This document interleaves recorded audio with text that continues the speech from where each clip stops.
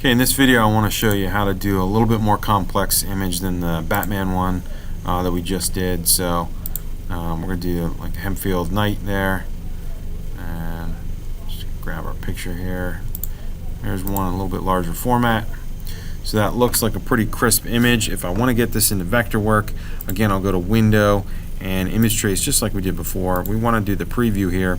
Now this was set to black and white. I'm going to set this to color and let that process through. If you look really close here, it's doing a bunch of different grayscales towards the outside here.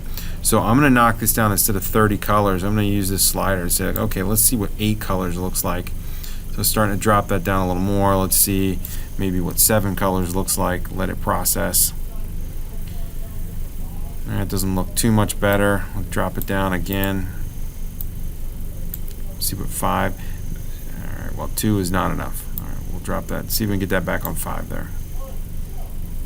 That looks like it'd be easy enough to work with. There's one single gray line around the edge. We could tweak it and see, okay, what does 6 look like? 6 looks okay as well. Gives me a little bit more detail in the shield here, which or the helmet, which I think I like. There are some other options here. You can play around with path fitting and corners. When you do this, make sure you give it a chance to process. So if you just drag it and let it sit there, like let it go through the process, give it a couple seconds. You can try to like decrease or increase the corner size. I'm not seeing a whole bunch of change here, and I'm pretty happy with what I got. So I'm going to just close out of this. I'm going to zoom back out, Control minus and plus to zoom, and then I'm going to do the same thing. So I'm going to File, Export, Export As, and I'm going to put this just on my desktop. Again, you should probably put this into your OneDrive. And this is going to be an AutoCAD drawing again. 2010 version's great. We'll hit OK, and then we'll go back to AutoCAD, and we will open up this new one. So there's our Hempfield Night Large. You're going to always have to hit this Continue Opening DWG, and then I can take this and I can explode this. I usually will explode things 2 times. I don't want this area, so I'm going to delete that area, and I'm going to delete this outer border. And then if I want to, if I don't want the fills, I can go through and say, okay, I'm going to delete all these different fills, or maybe I decide to leave some of them and add my own. But if all I want is the vector work, I will go around and just clean up deleting those fills. Now in here, I would probably make the decision to just delete that shape kind of all together if I could. So I'd probably delete that shape out of there, delete this shape out of there. I don't like that light gray one around the edge. I think that didn't look as clean. So just working your way around, cleaning up the image.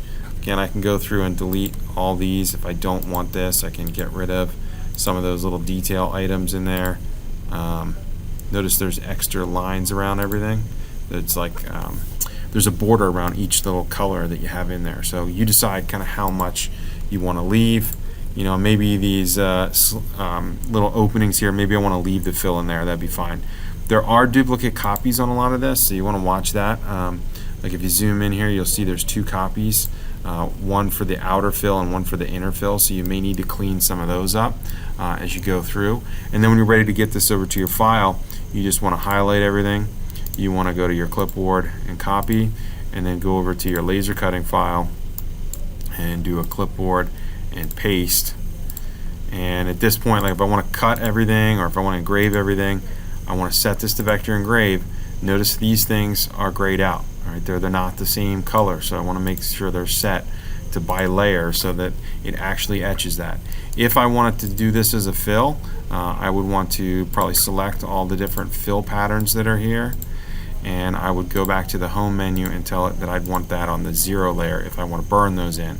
And then if I want to cut this out of something, I would probably take this, put this on vector cut, and then I could slice out that outer part and then etch in all those inner parts.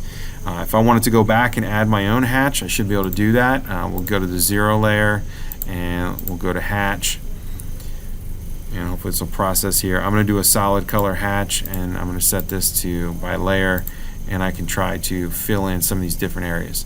This may run a little bit slow. We'll see how this processes here, but those would be fine. And then you go through and you can add additional ones. If you want to do like a grayscale hatch that's going to burn a little bit less, you can do that kind of stuff. So just a little bit more about Illustrator. If you have questions